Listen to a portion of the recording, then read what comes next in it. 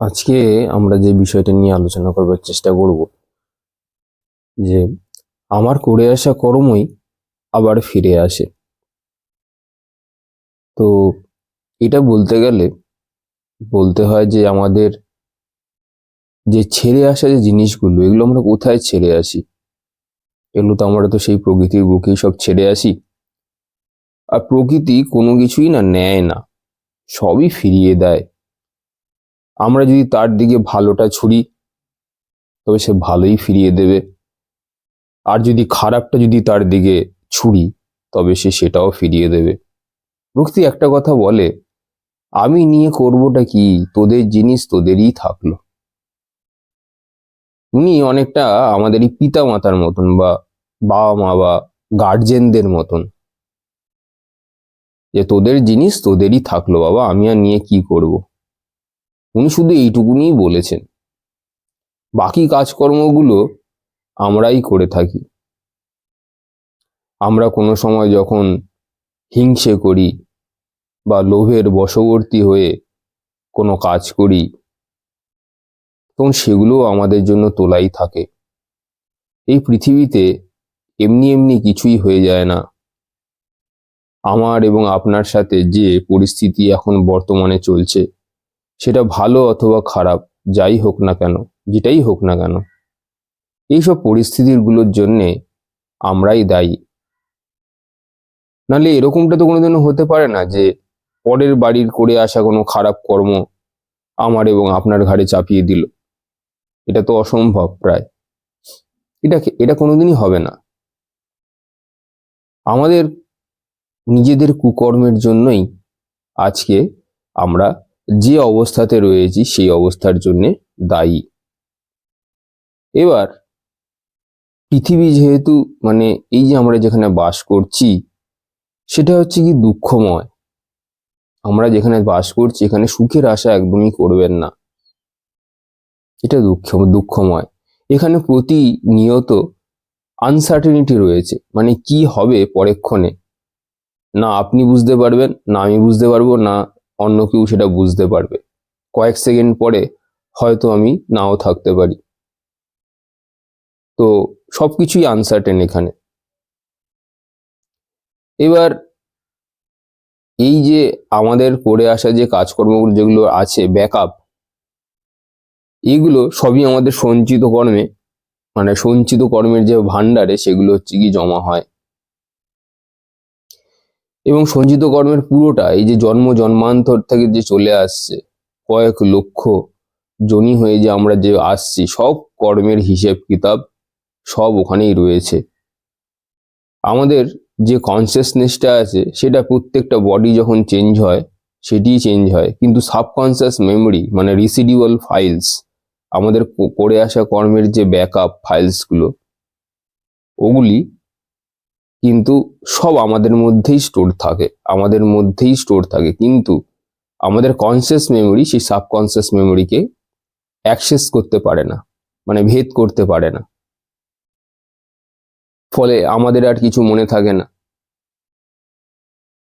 এবং যা কর্ম হয় না কেন, আমরা কোনো সময় খারাপ কর্ম করে আসলেও নিজেকে একটা জিনিস বোঝাতে থাকি যে যেটা আমরা করেছি সেটা আমরা ভালোই করেছি, মানে নিজেকে আমরা যেটা সান্ত্বনা দিই, মানে নিজেকে আমরা ভুল বোঝাতে থাকি প্রতিনিয়ত।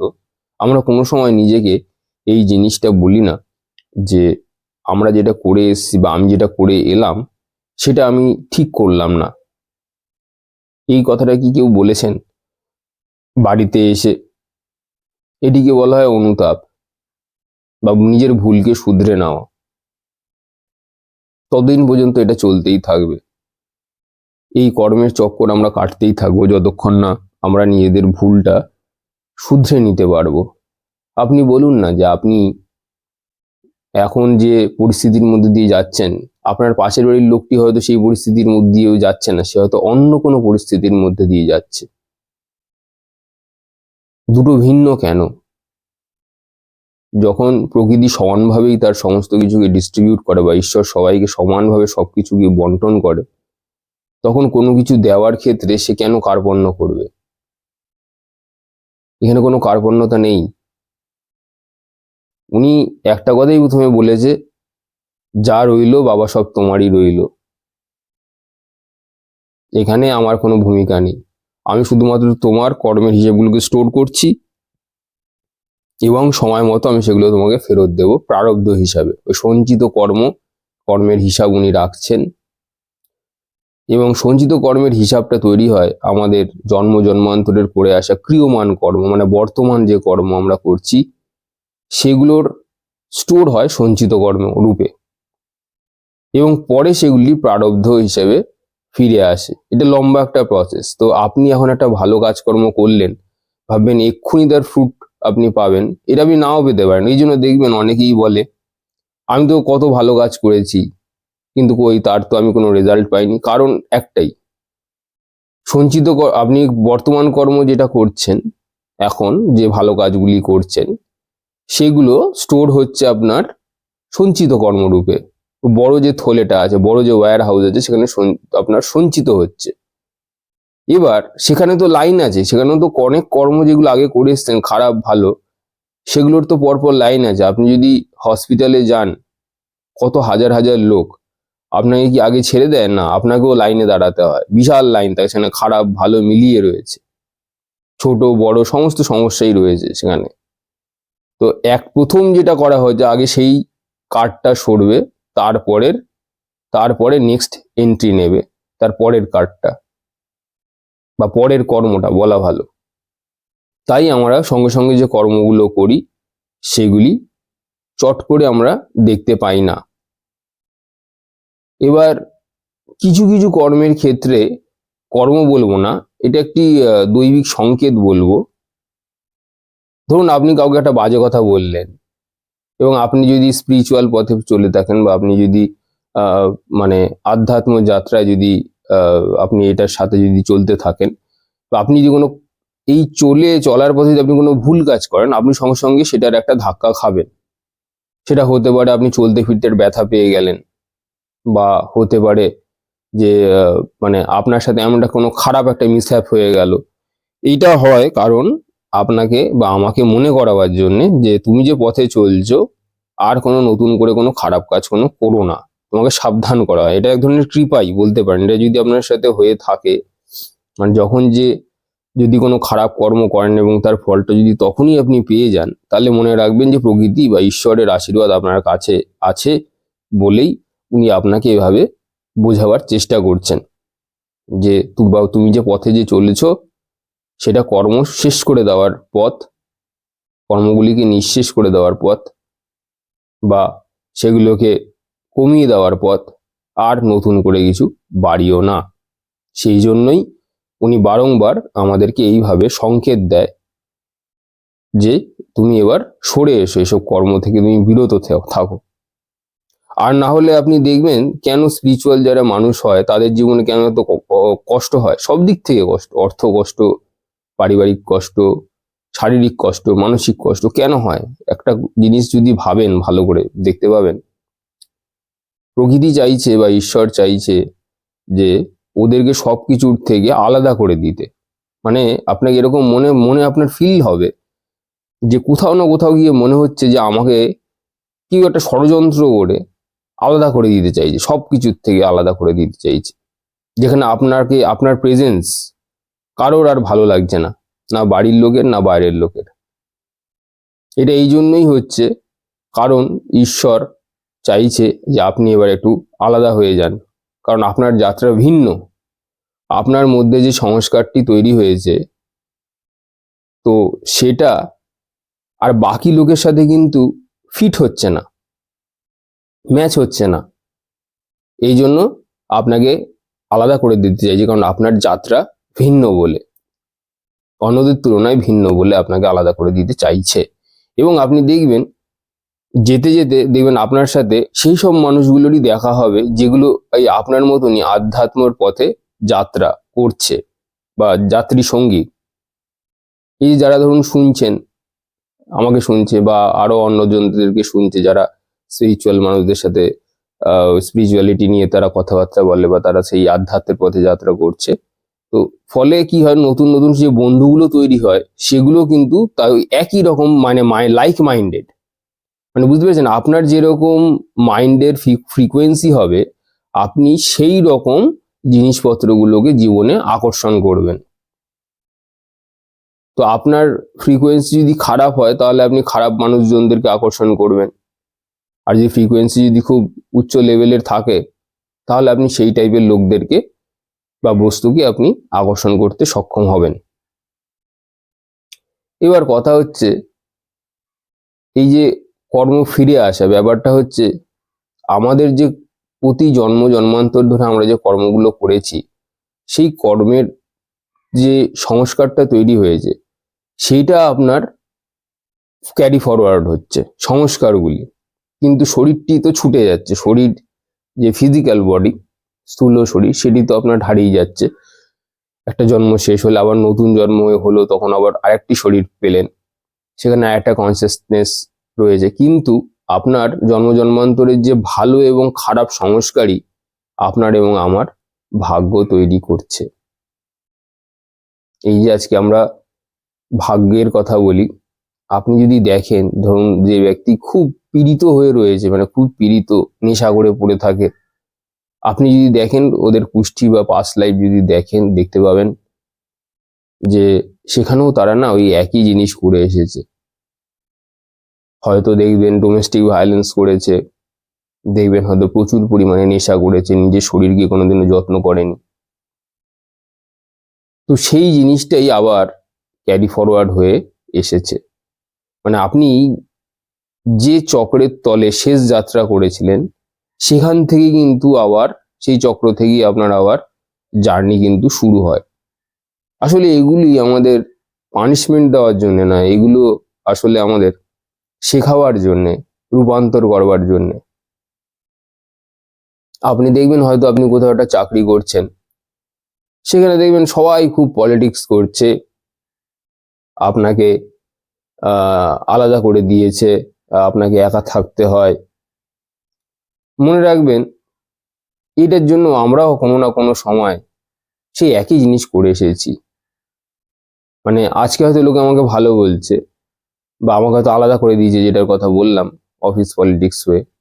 একদিন হয়তো আমিও সেই অফিস পলিটিক্সের সাথে ছিলাম, হয়তো এই অফিসে নয়, হয়তো এই জন্মে নয়, অন্য কোনো সময়। আপনি হয়তো কোনো এক দলবদ্ধ জায়গাতে কাজ করতেন গোষ্ঠী হয়ে, তো সেখানে আপনি গোষ্ঠীবাজি করেছেন, দলবাজি করেছেন, এবং সেখানে হয়ে যারা নিরীহ বা যারা ইনোসেন্ট তাদেরকে আপনি ওইভাবে নিচু দেখিয়েছেন। তো আজকেও আপনি সেই জিনিসের শিকার। শরীরটা পাল্টেছে, কিন্তু কর্ম ছেড়ে আসা যে কর্ম, সেটা তো পাল্টায়নি। এই যে বললাম, প্রকৃতি কোনো কিছু নেয় না, যা আপনি দিয়ে আসবেন তার ডবল ট্রিপল মাল্টিপ্লাই করে আপনাকে দিয়ে দেবে। তো আপনি যদি কাউকে একটু খাবার দেন, মনে রাখবেন যে আপনার হয়তো খেয়াল থাকবে না, প্রকৃতিও আপনাকে অনেকাংশে মাল্টিপ্লাই করে আপনাকে কোনো না কোনো সময় ঠিক ফিরিয়ে দেবে। আপনি যদি কাউকে জ্ঞান দেন, ভালো ভালো জিনিস, তো প্রকৃতিও আপনার জন্য তুলে রেখেছে, যেখানে কারো সহযোগিতা ছাড়াই ঈশ্বর একদিন নিজে স্বয়ং এসে আপনাকে সমস্ত কিছু প্রদান করবে। তো এইভাবেই প্রকৃতি আমাদের কোনো জিনিসগুলোকে নেয় না, আমাদেরকে সবকিছুই ফিরিয়ে দেয়। আবার যদি আমি কোনো কারোর সাথে যদি খারাপ করে থাকি, কোনো কাউকে ধরুন মেন্টালি যদি আমি কষ্ট দিয়ে থাকি, অনেকে আছেই এরকম, অনেককে ঠেস দিয়ে দিয়ে কথা বলে, এমন কথা বলে যাতে সে উত্তপ্ত হয়ে যায়, এরকম অনেকেই আছে। আহ রাগিয়ে দেয় আছে। তো তখন দেখুন, এমনি ইয়ার্কি করে রাগানো সেটা আলাদা কথা, কিন্তু কথা হচ্ছে যে ঠেস দিয়ে কথা বলে তাকে, ইন্টেনশন, সব হচ্ছে ইন্টেনশন। আপনার যে ইন্টেনশনটা যে কি, আপনার নিয়ত, আপনার নিয়ত হচ্ছে গিয়ে লোককে নিচু করা, আপনার নিয়ত হচ্ছে গিয়ে কাউকে গোষ্ঠীবাজি করে কাউকে বাদ দিয়ে দেওয়া, আপনার নিয়ত হচ্ছে গিয়ে কাউকে এমন এক জায়গায় পাঠিয়ে দেওয়া যাতে সে আর কোনোদিনও উঠে দাঁড়াতে না পারে। এই যদি আপনার নিয়ত হয়, তাহলে মনে রাখবেন, আপনি যখন আসবেন, আপনি হয়তো দেখবেন আর চাকরি বাকরি কোথাও পাচ্ছেন না, আপনিও দেখবেন আপনি অর্থ কষ্টের মধ্যে দিয়ে, প্রবল অর্থ কষ্টের মধ্যে দিয়ে যাচ্ছেন।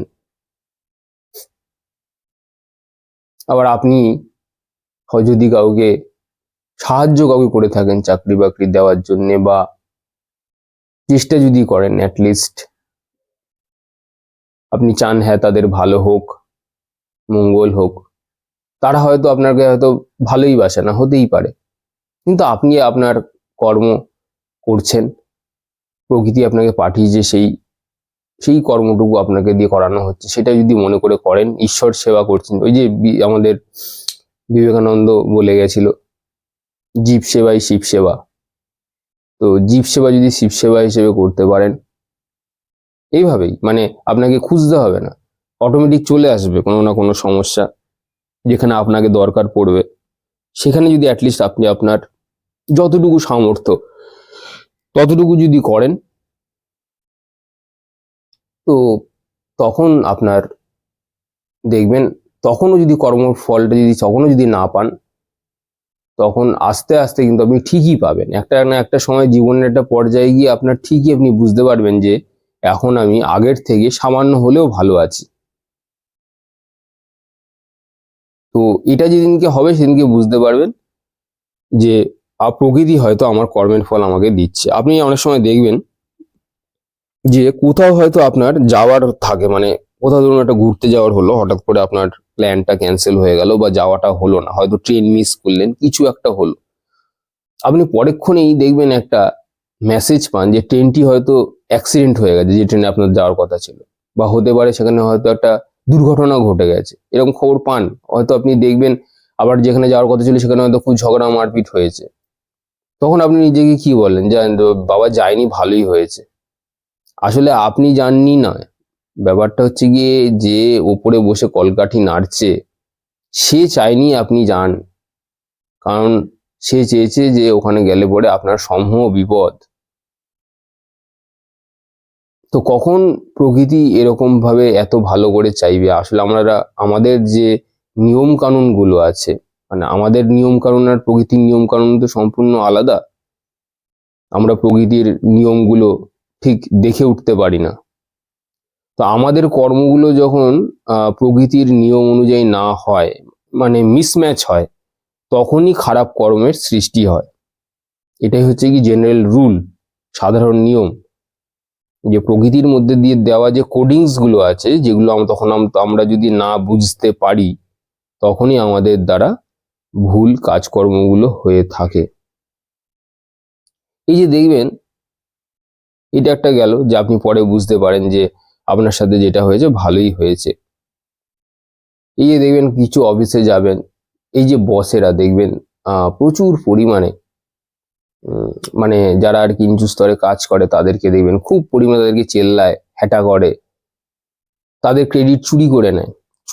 চুরি করা বলি আমি এটা অ্যাকচুয়ালি, মানে সারাটা দিন ধরে তারাই খাটলো, যারা যারা নিচে কাজ করছে, কিন্তু যখন ওপর পক্ষের সঙ্গে তাদের সঙ্গে দেখা হবে, তখন হাসতে হাসতে গিয়ে তারা বলবে এই তো আমিই তো সব করেছি, আমি সব করে নিজের পকেটে ভরেছি, মানে আমি সমস্ত কিছুর জন্য দায়ী হবে, যত ভালো হচ্ছে সব ওরই, আমিই দায়ী, এই কথা বলে তারা ক্রেডিট চুরি করে। আপনি জানেন এদের জীবনে কিন্তু কোনো শান্তি নেই, এদের জীবনে কোনো মানসিক শান্তি নেই। আপনি আপনার যে ভালো যে সুকর্মগুলো করে এসেছেন সেগুলো আস্তে আস্তে কুকর্মে পরিণত করছেন, ট্রান্সফর্ম করছেন। জানেন তো আমাদের যে কোনো এনার্জিকে আমাদের শরীরে এমন কোনো এনার্জি নেই যে ট্রান্সফর্ম করা যায় না, বা এমন কিছু নেই যেটা ট্রান্সফর্ম করা যায় না, সব কিছুকে ট্রান্সফর্ম করা যায়। এই যে ধরুন এখন আপনাদের বা আমাদের বডির যদি ফ্লেক্সিবিলিটি নেই, আপনি যদি ঠিক করে যদি হঠযোগ করেন, দেখবেন আপনার শরীরে অটোমেটিক ফ্লেক্সিবিলিটি চলে আসবে। আপনি আজকে হয়তো খারাপ কর্ম করছেন, আপনি এটাকে যদি ট্রান্সফর্ম করেন, আপনি এটাকে ভালো কর্মে আবার রূপান্তর করতে পারবেন। তো এনার্জি ট্রান্সফর্ম হবেই। আবার আপনি যদি ভালো কর্ম করে এসেছেন কোনো সময়, সুকর্ম, তবে ঈশ্বর আপনাকে চান্স দিয়েছে, একটা ভালো চান্স দিয়েছে কোনো ভালো কিছু করবার জন্য, কিন্তু আপনি সেগুলোকেও কুকর্মে রূপান্তর করছেন। মনে রাখবেন এর পরিণতি খুবই খারাপ হতে চলেছে ইন ফিউচার। আপনাকে হয়তো ঘুমের ওষুধ খেয়েই হয়তো ঘুমোতে হবে। ঘুমের ওষুধ না খেলেই যে আমরা সারাদিন কাজ করার পরে এই যে শুলাম, আর একদম সকালে উঠলাম ভোর হয়ে গেল, 8টা 9টার সময় শুলাম, সকালবেলা উঠে বললাম তখন 4টে 5টার সময় উঠে বললাম। তো এই যে এক ঘুম যে হয়ে গেল আমাদের ওষুধপত্র ছাড়াই, এগুলো হয়তো অনেকে দেখবেন আমাদেরকে লাকি, আপনি নিজেকে লাকি মনে করুন যদি এই অবস্থাতে আপনি থাকেন। এই যে যারা দেখবেন ঘুমের ওষুধ খেয়ে যারা ঘুমোয়, এরা খুব খারাপ কর্ম করে এসেছে একটা না একটা সময়। অনেকে হয়তো খান, কিন্তু আমার কিছু করবার নেই, এইটাই ফ্যাক্ট। যারা ঘুমের ওষুধ খান, আপনার মেন্টাল অস্থিরতা এত আপনি একসময় ম্যানিপুলেট করে এসেছেন, যার পরিণতি সেটা হয়তো এই জন্মে করেননি, হয়তো কোনো এক সময় করে এসেছেন অন্য কোনো জন্মে, কিন্তু আমরা ভুলে গেছি, যেহেতু বডি চেঞ্জ হয়েছে, কনসিয়াসনেস চেঞ্জ হয়ে গেছে, শুধু সাবকনসিয়াস মেমোরিতে সেটা রয়ে গেছে আপনার করে আসা কর্মগুলি। তো এই যে জিনিসটার আমি কথা বললাম, মেন্টাল এত বেশি মানে হ্যাপাজট যে আপনি ঠিক করে ঘুমানোর জন্য আপনার ঘুমের ওষুধের প্রয়োজন হচ্ছে। মনে রাখবেন আপনি অত্যন্ত খারাপ কিছু করে এসেছেন। হতে পারে হয়তো আপনি অনেক উচ্চপদস্থ অফিসার, বা হতে পারে আপনি অনেক বড় লেভেলের কোনো বড় ম্যানেজার হতে পারেন, কিন্তু এই যে কর্ম আপনাকে ছাড়ছে না। রাত্রেবেলা নেশা না করলে আপনার ঘুম আসে না, এরকম অনেকেই শুনবেন যে রাতে যদি নেশা না করে তাহলে তাদের ঠিকঠাক ঘুমও আসে না। সেটা যে কোনো ধরনেরই নেশা হতে পারে। তো মনে রাখবেন যে আপনার করে আসা কর্মগুলি আজকে এটা সবে আসতে শুরু করেছে। এটা একটা তার লক্ষণ, যেটা একটা সাধারণ লক্ষণ আপনার কাছে। আমি একটা গল্প পড়েছিলাম, সেই সাধুর গল্পটি, যে সে আগে কি কাজ করেছে সে তো সব ভুলে গেছে, সে তো এখন সাধু হয়ে গেছে। তো আমরা এখন সবাই সাধু হয়ে গেছি, আমরা তো কিছুই করিনি, তাও কেন আমার সাথে হচ্ছে? আসলে আমাদের কোনো না কোনো জায়গাতে খারাপ থাকেই। তবে আরেকটা কথা, কিছু কিছু মানুষের ক্ষেত্রে একটু ব্যতিক্রম হয়। আবারও বলছি, কিছু কিছু মানুষের ক্ষেত্রে ব্যতিক্রম হয়। তারা সত্যি জন্মান্তর হয়তো ভালো কাজ করে এসেছে, কিন্তু তাও তাদেরকে কষ্টের মধ্যে দিয়ে যেতে হয়। তাদের ব্যাপারটা আলাদা। কারণ কেন তাদের ব্যাপারটা আলাদা? তাদেরকে রিয়েলাইজেশন করবার জন্য তাদেরকে খারাপ পরিস্থিতিতে দেওয়া হয়েছে। রিয়েলাইজেশন করবার জন্য যে এই পৃথিবী জগৎ থেকে কিছু চাওয়া পাওয়ার নেই, তুমি শুধু ঈশ্বরকে ডাকো। এই যে প্রেমানন্দজি মহারাজ যিনি আছেন, এরা তো অনেক পুণ্য আত্মা, এদেরও কিছু কর্ম বাকি হয়ে গেছিল বলে তাই জন্য আবার ফিরে এসেছে এবং এত জ্বালা যন্ত্রণা ভোগ করেছে। এটাই বোঝানোর জন্য যে শুধু ঈশ্বরই সত্য, মানে ঈশ্বর ছাড়া আর কিছু নেই। দেখুন এত কাজকর্ম করেছে, তার ফলে এখন কি অবস্থাতে রয়েছে। তার শারীরিক অবস্থা হয়তো ঠিক নেই, তা সত্ত্বেও যতটা পারছে সে ততটা করে যাচ্ছে। তো এটাই হচ্ছে কর্মের ফল। মানে আপনার শরীর তো একদিন নষ্ট হবেই, সে আপনি খারাপ কর্ম করুন বা ভালো কর্ম করুন, শরীর একদিন নষ্ট হবেই।